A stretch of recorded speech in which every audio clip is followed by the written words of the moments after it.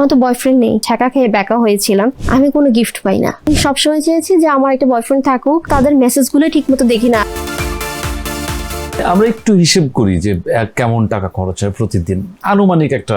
প্রতিদিনের হিসাব তো আমি বলতে পারবো না। লাইক আমি যদি শুধু ড্রেসের হিসাব করি, মাসে হয়তো স্পন্সর বাদ, মানে স্পন্সরের ড্রেসের প্রাইস সহ যদি ইনক্লুড করি 7 থেকে 8 লাখ টাকা ড্রেস, কারণ ওই সব স্পন্সর আনি, এটাও কিন্তু স্পন্সর ড্রেস। সো ওটা কাউন্ট করলে অনেক বেশি। পার্লারের খরচটা আমার নিজের দেওয়া লাগে, ওটা তো আমার নিজের ইনকাম থেকে যায়, ওটা প্রায় চলে যায় 1.5 লাখ টাকা মতো চলে যায়। কেমন গিফট পান প্রতি মাসে? আমি কোনো গিফট পাই না।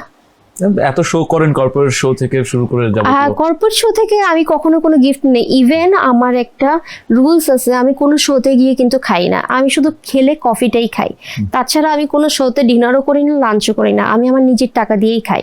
রুমে এসে সেটা নিজে পেমেন্ট করে আমি খাই আমার মতো, আমি কোনো শোতে গিয়ে খাই না। সো আসলে কর্পোরেট শো থেকে কেউ গিফট দিবে সেটা আমি নিব না, কিন্তু পরবর্তীতে আমার কাছ থেকে একটা ডিমান্ড করবে, দ্যাটস ওয়াই আমি গিফট অ্যাকসেপ্ট করি না। লাস্ট কার থেকে গিফট পেয়েছেন? আব্বু মুর থেকে। বয়ফ্রেন্ড? আমার তো বয়ফ্রেন্ড নেই। এখনো সিঙ্গেল? এখনো সিঙ্গেল। কিভাবে সিঙ্গেল আছেন? আসলে কাজ নিয়ে আপনারা তো জানেন যে যেহেতু মডেলিং করছি, ব্র্যান্ড প্রমোটিং করে টুকটাক, তার সাথে আমার শোজ তো থাকি মাসে 15-20টা। তো 15-20টা মিনস হচ্ছে 15-20 দিনে আমি ঢাকার বাইরে থাকি, বা ঢাকার ভিতর থাকলেও অনেক ব্যস্ত থাকি। ঘুমানোর জন্য সময় পাই সর্বোচ্চ 2 থেকে 3 ঘন্টা। তো এর বাইরে আসলে বয়ফ্রেন্ডকে সময় দেওয়ার মতো সময়টা কোথায়, বা তাকে নিয়ে চিন্তা করার মতো, বা নতুন করে একটা প্রেম করব, ওই সময়টা কোথায়, ওই সময়টা হয় না আসলে।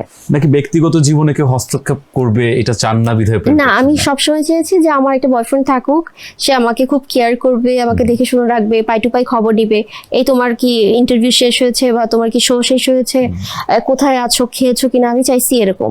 কিন্তু আমার লাইফে এরকম আসেনি। সো এই জন্য আসলে লাস্ট টাইম আমি একটা কথা বলেছিলাম যে ছ্যাঁকা খেয়ে ব্যাকা হয়েছিলাম, দ্যাটস ওয়াই আজকে 2 বছর ধরে সিঙ্গেল। ওকে, লাস্ট ছ্যাঁকা খেয়ে ব্যাকা হয়ে যাওয়ার পরে এ পর্যন্ত অনেক প্রপোজালই পেয়েছেন। আপনার ইনবক্স, আমরা যতদূর জানি ইনবক্সে প্রচুর পরিমাণে মেসেজ আসে যারা আপনার সঙ্গে রিলেশনে যেতে চায়। তো এর মধ্যে থেকে কাউকে এখন পর্যন্ত মনে লাগেনি? না, এখনো পর্যন্ত কাউকে ভালো লাগেনি। আসলে কি দেখেন একটা ছেলের মধ্যে, কি দেখেন যে এই আমি আসলে তাদের মেসেজগুলো ঠিকমতো দেখি না, আমি তাদের চেহারা কিভাবে দেখব? আমি আসলে বলতে চাচ্ছি যে আপনি আসলে কোন ধরনের ছেলেকে পছন্দ করবেন আপনার জীবন সঙ্গী, লাইফ পার্টনার হিসেবে, তার মধ্যে কি কি কোয়ালিটিস গুলো থাকা দরকার?